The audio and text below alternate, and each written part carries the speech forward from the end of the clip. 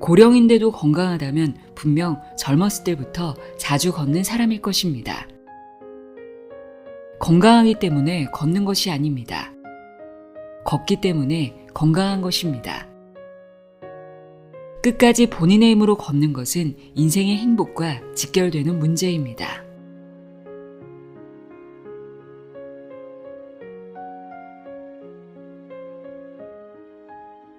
안녕하세요. 나의 소리책갈피 소리내어 읽다입니다.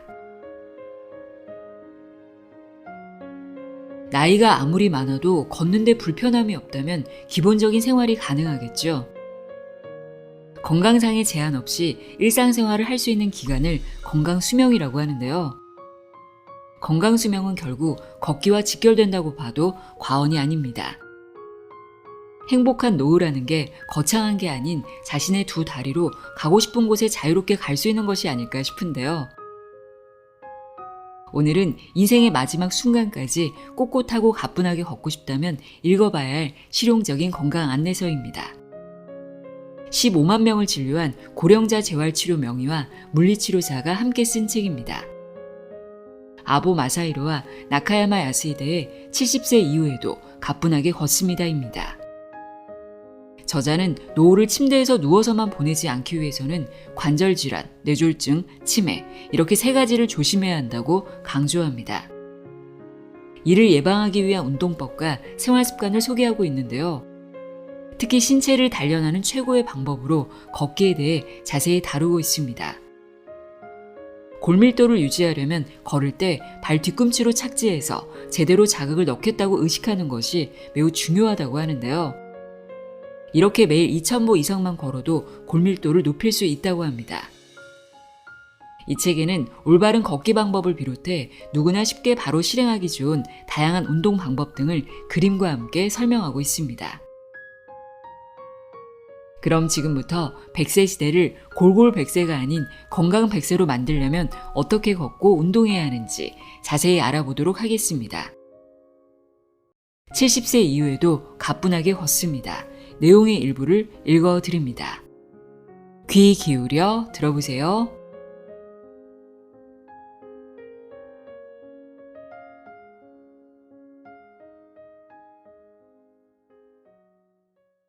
걷기의 효능은 놀라울 정도로 다양하다.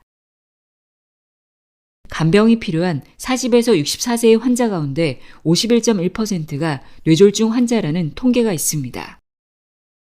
뇌졸중을 발병시키는 위험인자에는 수정할 수 없는 위험인자와 수정할 수 있는 위험인자가 있습니다.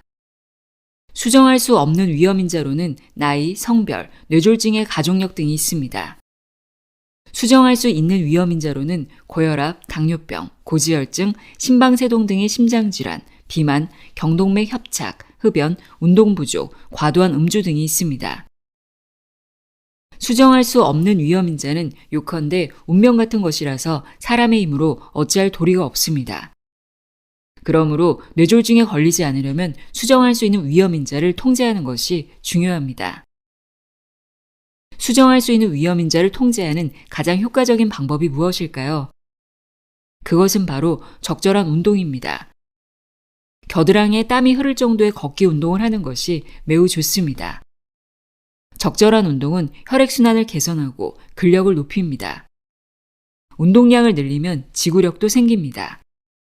이에 더해 올바른 식생활에도 주의를 기울이면 몸은 금세 건강해질 것입니다.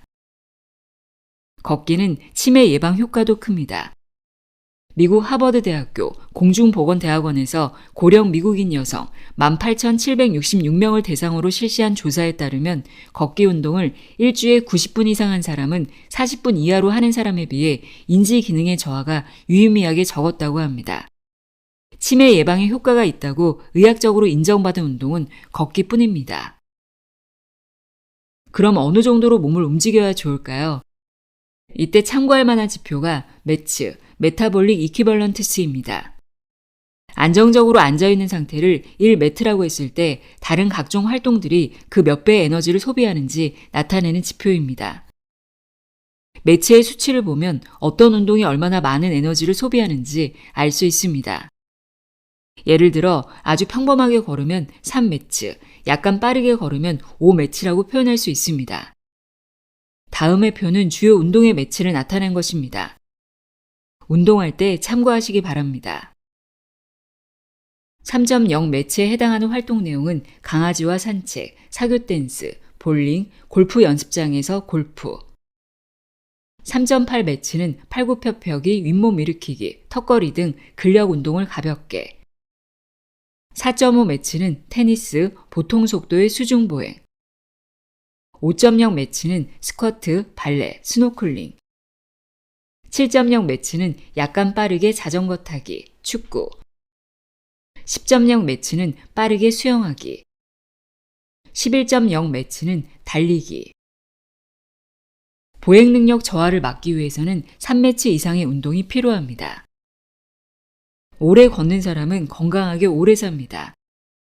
오래 걷는다는 말과 오래 산다는 말은 동의어라고 해도 좋을 정도입니다. 뇌졸중에 걸리면 대부분 팔다리에 마비가 와서 걷는데 어려움을 겪게 되는데 뇌졸중으로 입원해서 치료받는 사람이 걸어서 화장실에 갈 수 있게 된다면 퇴원할 날이 머지않았다라고 말하기도 합니다. 이것은 걷는다는 행위가 얼마나 건강과 관련이 깊은지 단적으로 보여주는 예입니다. 고령인데도 건강하다면 분명히 젊었을 때부터 자주 걷는 사람일 것입니다. 건강하기 때문에 걷는 것이 아닙니다. 걷기 때문에 건강한 것입니다. 하루 만걸음은 지나친 목표이며 가벼운 산책만으로도 충분하다. 나카노주 연구라는 유명한 조사 연구가 있습니다. 이 연구는 군마현 나카노조 마을에서 2000년 이후 지속적으로 이루어지고 있는 연구인데 이 지역에 사는 65세 이상의 모든 주민을 대상으로 일상의 운동 상황, 생활 자립도, 수면 시간 등을 조사해서 분석하고 있습니다. 이 조사 연구를 통해 어떤 운동을 얼마나 해야 좋은지를 알아냈습니다. 결과적으로 하루 2000걸음 걸으면 와병 환자가 되는 일이 현저히 줄어든다는 사실도 밝혀졌습니다. 일본에서는 1965년에 만보계라는 상품이 유행하면서 건강을 위해서는 하루 만걸음을 걸어야 한다는 속설이 퍼졌습니다. 하지만 이는 만보계라는 상품명 때문에 잘못 알려진 풍문일 뿐 의학적 근거가 있는 것은 아닙니다. 실제로 만걸음까지 걸을 필요는 없습니다. 또한 도쿄 건강장수 의료센터 연구에서는 걸음수별로 예방할 수 있는 질병을 제시하고 있습니다. 예를 들어 2000걸음이면 와병 생활을 예방할 수 있고 7000걸음이면 암, 동맥경화, 골다공증 등을 예방할 수 있다고 합니다. 어제보다 시간과 거리를 늘리자는 마음가짐으로. 걷기는 보폭과 속도에 따라 운동량이 달라집니다. 넓은 보폭과 빠른 속도로 걷기, 넓은 보폭과 느린 속도로 걷기, 좁은 보폭과 빠른 속도로 걷기, 좁은 보폭과 느린 속도로 걷기 등 4가지 걷기 패턴을 들 수 있습니다. 넓은 보폭과 빠른 속도로 걷기는 근활동과 심폐기능이 활발해지고 심장 박동이 빨라집니다. 좁은 보폭과 느린 속도로 걷기는 운동량이 적어서 심장 박동이 그다지 빨라지지 않습니다. 그렇다면 어떤 패턴을 선택하는 게 좋을까요? 안전을 위해 살짝 힘들다 싶을 정도로만 걷는 것이 기본입니다. 이 점을 염두에 두고 자신의 목적에 맞는 패턴을 선택하는 것이 좋습니다. 익숙해지면 시간과 거리를 조금씩 늘려갑니다. 그러면 운동량은 서서히 많아질 것입니다. 어떤 패턴을 선택하든 걷기 운동을 할 때는 시간, 횟수, 속도에 항상 유의해야 합니다. 시간은 운동 1회당 30분에서 60분, 횟수는 일주일에 3에서 5회, 속도는 빠르게 걷기로 땀이 조금 날 정도가 가장 좋습니다. 올바른 걷기 동작을 익히고 즐겁게 걷자. 표준 보행을 하려면 다음의 6가지 요소를 짚어보아야 합니다. 하나씩 설명하겠습니다. 1. 시선은 똑바로. 상체를 일으킨다. 시선을 아래로 떨어뜨리지 말고 먼 곳을 똑바로 바라본다. 2. 어깨에 힘을 뺀다. 어깨와 팔에 힘을 빼고 편안하게 걷는다. 3. 팔꿈치를 구부렸다 폈다 하면서 팔을 크게 흔든다. 팔꿈치를 뒤로 당기면 몸이 앞으로 나아가는 추진력을 얻을 수 있다. 4. 발끝으로 지면을 민다. 발끝으로 지면을 힘차게 밀어낸다. 그러면 앞으로 나아가는 추진력이 높아지고 걸음의 효율도 좋아진다. 5. 발 뒤꿈치로 착지한다. 내디딘 발을 발 뒤꿈치부터 지면에 닿게 한다. 그러면 충격을 부드럽게 흡수해서 무게 중심을 원활하게 앞으로 이동시킬 수 있다. 6. 보폭을 1cm 느린다. 보폭을 평소보다 1cm 더 느린다는 느낌으로 발을 내디딘다. 피해야 하는 최악의 보행 자세. 그런데 현실에서는 눈살이 찌푸려지는 걸음걸이가 흔합니다. 예를 들어 스마트폰을 보면서 걷는 사람, 이른바 스몬비입니다. 손으로 스마트폰을 조작하는 동안에는 팔을 흔들 수 없습니다. 당연히 보폭도 작아집니다. 게다가 고개를 숙이고 걷기 때문에 다른 사람과 부딪힐 수도 있고 머리의 무게가 목과 어깨에 부담을 주어 새우 등도 유발합니다. 팔과 몸의 부드러운 움직임으로 추진력을 얻는 것이 아니라 오로지 근력에만 의존해서 추진력을 얻기 때문에 쉽게 피로해지고 균형을 잃어버리기 일쑤입니다. 팔의 움직임을 제한하는 요인은 일상생활 곳곳에 널려 있습니다. 손에 물건을 들고 걷거나 우산을 썼을 때 역시 스마트폰을 조작할 때와 마찬가지로 팔을 흔들며 걸을 수 없습니다. 또한 어느 정도 나이가 들면 체력 저하로 인해 발끝과 고관절의 움직임이 줄어들고 보폭도 작아집니다. 움직임을 최대한 억제해서 걷는 것이 체력적으로 편하기 때문입니다. 하지만 이래서는 표준 보행에서 멀어질 뿐입니다. 앞에서 설명한 표준 보행의 6가지 요소를 항상 의식하며 걸을 수 있도록 습관을 들여야 합니다. 관절을 부드럽게 움직일 수 있다면 일상 동작이 편해진다. 인생의 마지막까지 본인의 힘으로 걸을 수 있다면 먹고 자고 이동하는 동작을 다른 누구의 힘도 빌리지 않고 해낼 수 있습니다. 나이가 몇이든 자기 마음껏 원하는 일을 하며 지낼 수 있다는 뜻입니다. 이것이 곧 행복이 아닐까요? 이처럼 끝까지 본인의 힘으로 걷는 것은 인생의 행복과 직결되는 문제입니다. 나이가 들면 올바르게 걷기가 의외로 힘들다는 사실을 실감하게 됩니다. 체력이 떨어져서 올바른 자세를 취하기가 곤란하기 때문입니다. 결국 누워만 지내는 와병 생활에 빠지기도 합니다. 그렇게 되지 않기 위해서는 50대 초반까지 올바르게 걷는 습관을 기르고 완전히 자기 것으로 만들어야 합니다. 알듯 말듯한 관절 가동 범위. 스포츠나 의료 분야에서 말하는 스트레칭은 근육을 양호한 상태로 만들기 위해 늘리는 것을 의미합니다. 그리고 그 근육의 신장성과 관절 형태에 따라 관절을 최대로 움직일 수 있는 범위가 결정됩니다. 이것을 관절 가동 범위라고 합니다. 관절을 움직이는 방법에는 굴곡과 신전, 내전과 외전 등이 있습니다.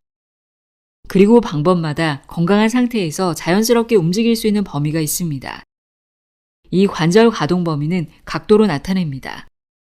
예를 들어 어깨관절 굴곡의 관절 가동 범위는 최대 180도입니다.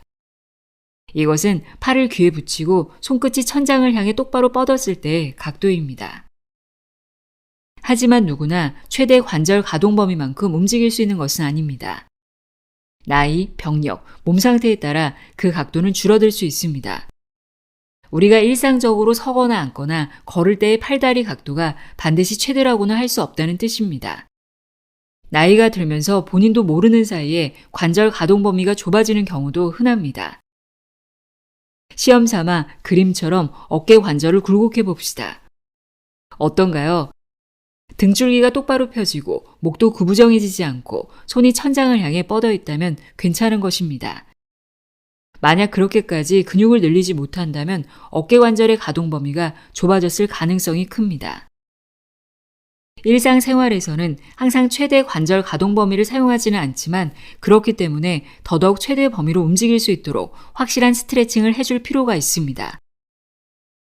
유연성에 관해 의료적으로 설명하자면 관절을 움직일 수 있는 범위가 최대 관절 가동 범위에 가까울수록 유연성이 있다고 말할 수 있습니다. 어디까지나 자신의 관절 가동 범위가 어느 정도인지 파악해 두는 것이 중요합니다. 그리고 날마다 자신의 모든 관절을 움직이는 체조를 실시해서 유연성을 높이는 것이 좋습니다. 또한 안정적인 보행을 하려면 균형이 중요합니다. 서 있을 때 몸이 흔들리지 않을수록 안정성이 있다고 말할 수 있습니다. 외다리로 오랫동안 서 있도록 훈련하면 안정성을 높일 수 있습니다. 저에게 재활치료를 받는 환자들은 보통 외다리 서기를 몇 초밖에 하지 못합니다. 환자들은 몸 상태가 정상이 아니기 때문에 몸의 안정성도 나쁘다고 할 수 있습니다. 자신의 안정성을 파악하려면 외다리로 최대한 서 있을 수 있는 시간을 측정해 보면 됩니다. 50대는 1분 동안, 7, 80대는 30초 이상 서 있을 수 있다는 통계가 있습니다. 걷는다는 행위는 좌우 다리를 번갈아 가며 외다리 서기를 하는 동작이기 때문에 당연히 외다리 서기 능력은 걷기의 안정성으로 이어집니다.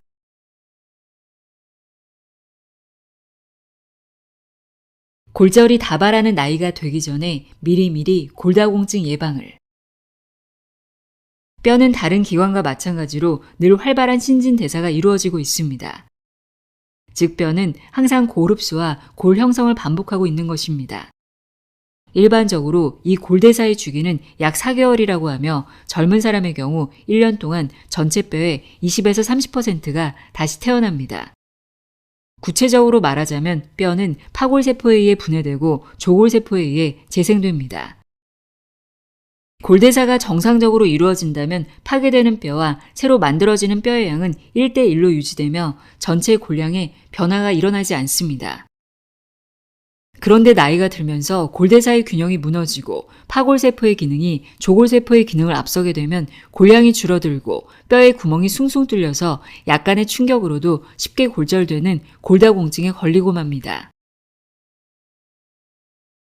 운동은 뼈를 강하게 한다. 고령자가 골절을 예방하려면 게이트볼 같은 운동이나 하루 8,000걸음 정도의 산책을 해야 합니다. 운동을 해야 하는 이유는 뼈를 튼튼하게 만들려면 뼈에 중력 자극을 주어야 하기 때문입니다.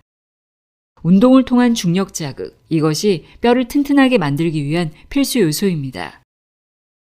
뼈에 부하가 걸릴수록 뼈를 만드는 세포가 활발해지고 강해지는 성질이 있습니다. 그러므로 걷기 운동, 계단 오르기, 외다리 서기, 스트레칭 등 모든 종류의 운동이 뼈를 단단하게 만듭니다. 그러나 무릎이나 허리에 통증이 있는 사람에게 무작정 여러 가지 운동을 하라고 주문하는 것은 현실적으로 힘듭니다.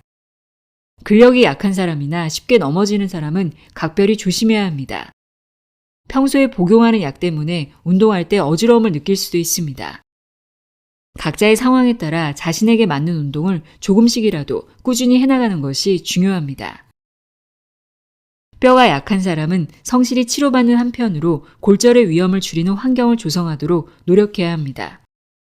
젊을 때부터 골다공증에 대한 대책을 고민하고 뼈를 튼튼하게 만드는 방법을 익혀야 합니다. 무시무시한 골다공증성 척추골절. 60세 이상에서는 무려 절반 이상이 골다공증인 것으로 추정되는데 그중 치료를 받는 사람은 여성 5%, 남성 1%에 불과합니다. 치료받는 사람이 왜 이리 적을까요? 두 가지 이유가 있습니다. 첫째, 나이가 들었으니 어쩔 수 없지, 조금 더 상태를 지켜볼까? 라는 식으로 안이하게 생각하는 사람이 많기 때문입니다. 둘째, 딱히 치료 방법이 없는 병 아닐까? 라고 오해하는 사람이 많기 때문입니다. 하지만 골다공증은 하룻밤 자고 일어나면 낫는 병도 아니고 상태를 지켜본다고 저절로 좋아지는 병도 아닙니다. 나이가 들었다고 해서 누구나 겪어야 하는 숙명적인 병은 더더욱 아닙니다.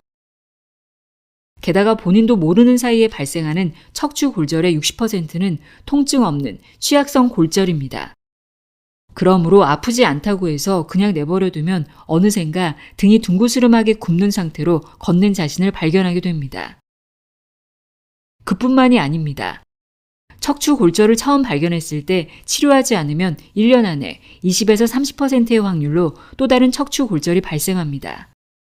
마치 도미노가 순차적으로 쓰러지는 듯한 상황이 되어 시간이 갈수록 점점 등이 굽어져 버립니다. 통증 없는 척추 골절까지 신경 써야 하는 이유는 무엇일까요?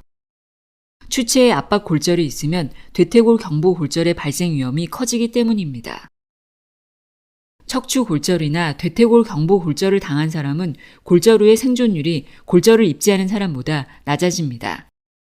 일찍 사망할 위험이 높아진다는 뜻입니다. 이것은 생각보다 심각한 일입니다.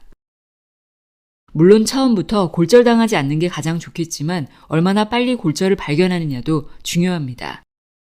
추체 골절을 발견하기 위해서는 엑스레이로 촬영하는 방법 외에 키가 얼마나 줄었는지 확인하는 방법, 양팔 너비, 양팔을 수평으로 벌렸을 때 한쪽 손가락에서 다른 쪽 손가락까지의 길이와 키의 차이로 판단하는 방법도 있습니다.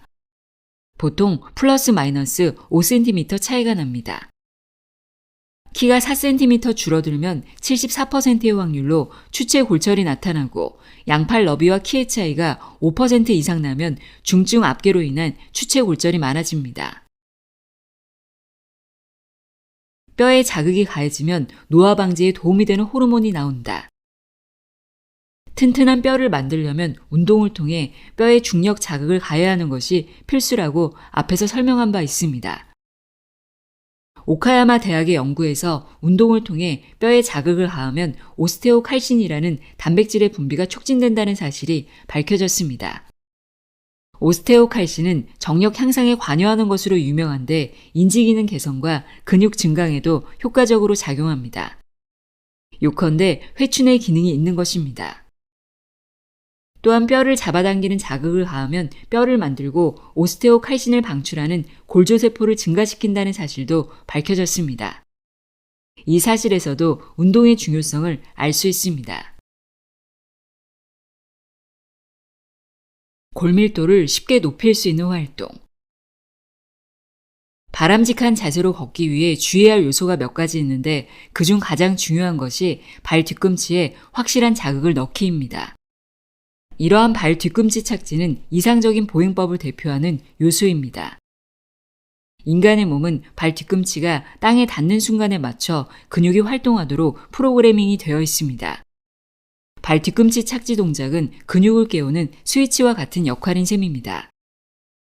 나이가 들어 발목 조절 기능이 떨어지면 균형성에 영향을 끼칩니다. 그러므로 걷기 운동을 할 때나 평소에 걸을 때 발 뒤꿈치로 착지해서 제대로 자극을 넣겠다고 의식하는 것은 골 밀도를 유지하는 데 매우 중요합니다. 뼈는 자극을 받지 않으면 쉽게 부러지기 일쑤입니다. 예전에는 골절 수술을 하면 몇 주 동안 안정을 취한 후에야 걷기 시작했지만 요즘의 재활의료에서는 그렇지 않습니다. 수술하고 며칠만 지나면 휠체어를 타고 체중을 골절 부위에 싣는 훈련을 하는 것이 일반적입니다. 그 이유는 체중을 싣는 중력 운동이 뼈가 붙는 골 유압을 촉진하기 때문입니다. 이 부분에서도 뼈에 자극을 주는 것이 얼마나 중요한지 알 수 있습니다. 걸을 때는 발 뒤꿈치를 확실히 지면에 닿도록 의식해야 합니다. 하루에 2,000에서 5,000걸음씩 365일 날마다 걸으면 축적되는 운동량은 무시하지 못합니다. 무리할 필요 없이 약간의 충격으로도 뼈는 강해진다. 골밀도를 높이는 운동은 그 외에도 여러 가지가 있습니다. 뼈에 자극이 가해지는 것이 중요하며 일반적으로는 세로축 방향의 자극이 좋다고 알려져 있습니다. 즉 지면에 서기, 걷기, 제자리 걷기, 가볍게 점프하기 등의 운동이 뼈에 좋은 자극이 됩니다. 지면에 서기. 그림처럼 선 자세가 기본입니다. 선 자세에서는 체중의 부하가 절반씩 좌우로 나뉘어 관절이나 뼈에 걸립니다. 그리고 뼈에 가해지는 자극이 골밀도를 높입니다. 누워있는 시간이 길면 뼈에 좋지 않다는 이유가 바로 이것입니다. 걷기. 방금 설명했듯이 걷기 운동으로 뼈에 부하를 주는 것도 골밀도를 높이는 좋은 방법입니다. 발 뒤꿈치에 자극을 확실히 넣는다고 의식하며 걸어야 합니다. 제자리 걷기. 걸으면서 돌아다니기 힘든 사람에게는 제자리 걷기를 권합니다. 뼈에 자극을 가한다는 생각으로 다리 전체를 힘차게 움직입니다. 가볍게 점프하기. 선 자세에서 두 발로 가볍게 점프합니다. 그러면 착지할 때 강한 자극을 받을 수 있습니다. 바닥에서 약간이라도 몸이 공중에 뜨면 됩니다. 넘어지지 않으려면 고정된 물체를 잡고 점프하는 게 좋습니다. 골질은 아무도 모르는 사이에 녹슬고 악화된다. 뼈의 강도는 뼈 바깥쪽의 골밀도와 뼈 안쪽의 골질로 정해집니다. 골밀도뿐 아니라 골질에도 주의를 기울여야만 나이가 들면서 골절당할 확률이 낮아지는 것입니다. 알기 쉽게 설명하자면 뼈를 철근 콘크리트에 비유할 수 있습니다. 철근에 해당하는 것이 뼈 부피의 절반을 차지하고 있는 막대 모양의 단백질인 콜라겐 분자이고, 콘크리트에 해당하는 것이 칼슘입니다. 콘크리트가 아무리 훌륭해도 철근이 제대로 세워져 있지 않으면 튼튼한 철근 콘크리트라고 할 수 없습니다. 콜라겐의 노후화는 건물, 즉 뼈의 내진 성능을 떨어뜨리는 셈입니다. 불량 철근으로 부실 공사를 한 건물은 내구성에 문제가 생기듯이 사람의 뼈도 고혈압이나 당뇨병처럼 인체가 안 좋은 상황에 빠지면 철근이 녹슬기 시작합니다. 앞에서 골질이 나쁜 사람은 골밀도와 골질에 문제가 없는 사람에 비해 1.5에서 7.2배나 골절당할 가능성이 높다고 설명한 바 있습니다. 또한 2형 당뇨병은 1.2에서 2.4배, 만성신장병은 1.6에서 2.6배, 대사증후군은 2.6배, 지방간은 1.3에서 2.5배, 고혈압은 1.4배, 뇌졸중은 2.0에서 5.1배, 허혈성 심질환은 23배나 골절당하기 쉽습니다. 즉 생활습관병이 있는 사람은 아무리 골밀도가 높아도 안심해서는 안 된다는 뜻입니다. 근육량 감소막기. 인간에게 걷는다는 행위는 너무나 당연한 것처럼 여겨집니다. 하지만 부상이나 질병으로 병원에 입원하거나 나이가 들면서 근력이 조금씩 떨어지면 걷는다는 행위도 더 이상 당연한 일이 아닙니다. 무릎을 펴는 근육의 수축이 생각처럼 되지 않아 다리가 후들거리기도 하고 근육이 멋대로 움직여서 발가락을 침대 모서리에 찢기도 합니다. 이를 방치하면 넘어지거나 계단을 헛디뎌 골절로 이어질 수도 있습니다. 하지만 어느 정도의 운동 습관을 기르고 근력을 높이면 충분히 예방할 수 있습니다. 그러면 제가 추천하는 운동을 설명하겠습니다. 오랫동안 꾸준히 하기 위해 하루 걸러 30분 정도가 좋다. 근력을 높이려면 근육을 수축시키는 것이 무엇보다 중요합니다.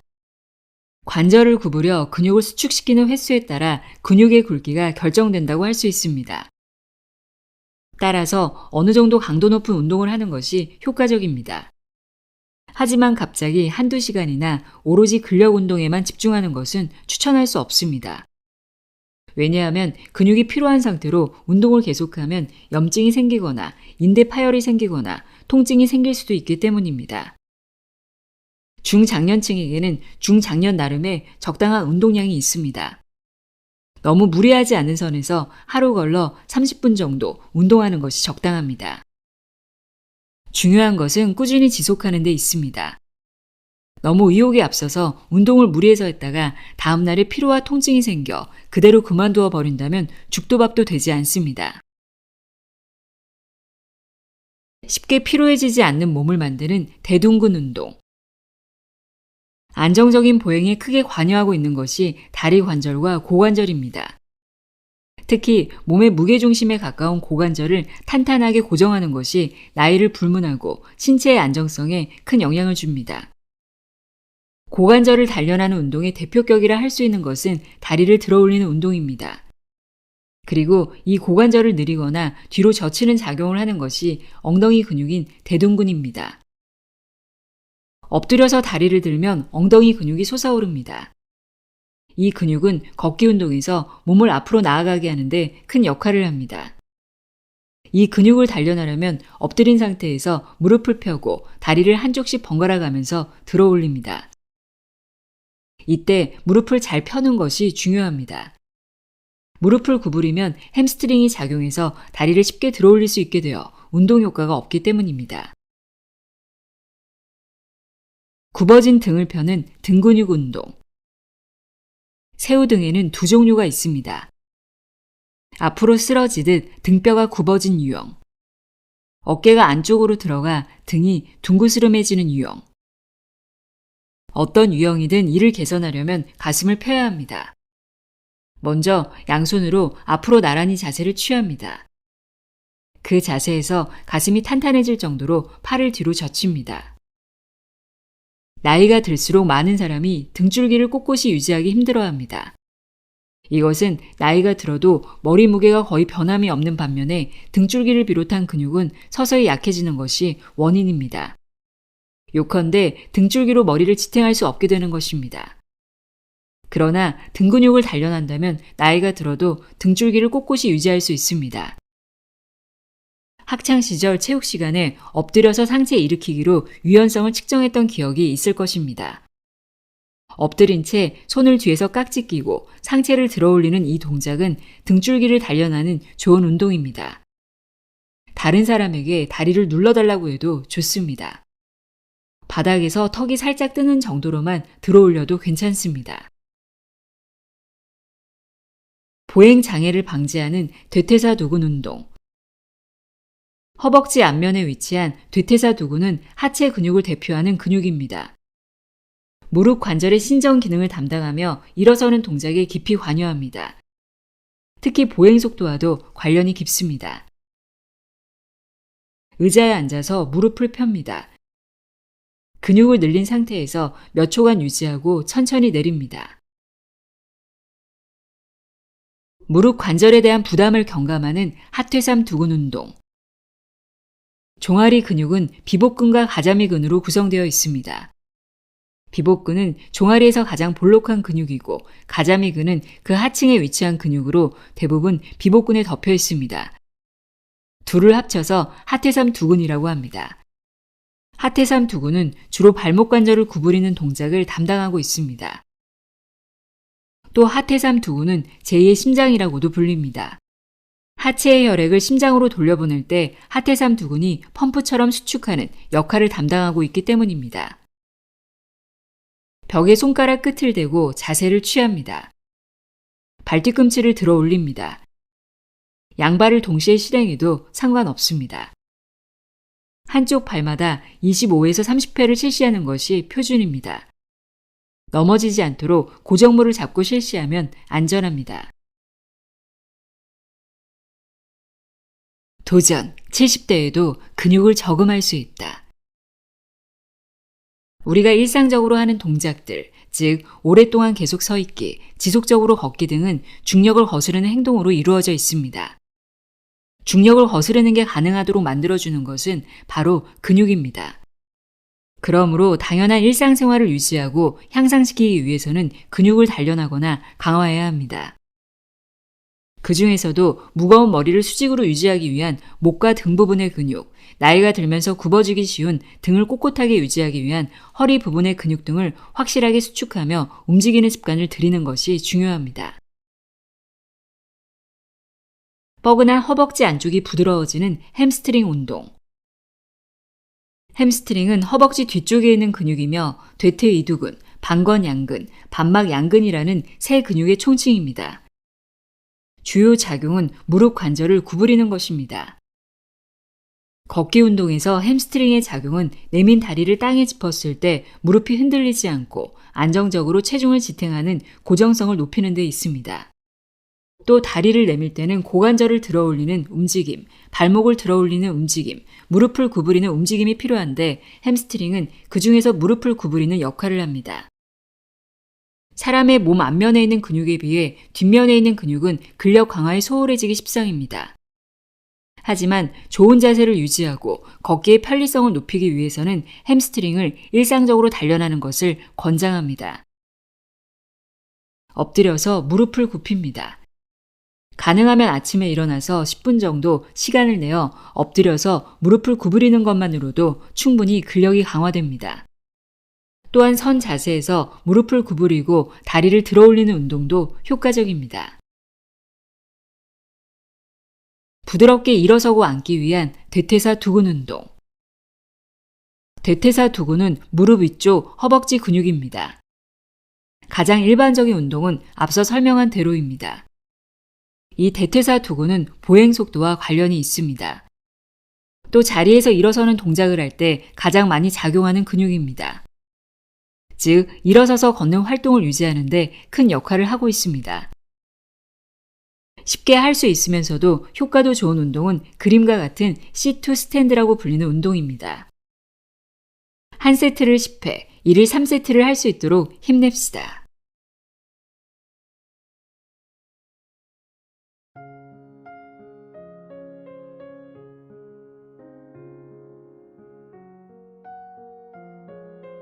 (70세) 이후에도 가뿐하게 걷습니다. 읽어드렸습니다.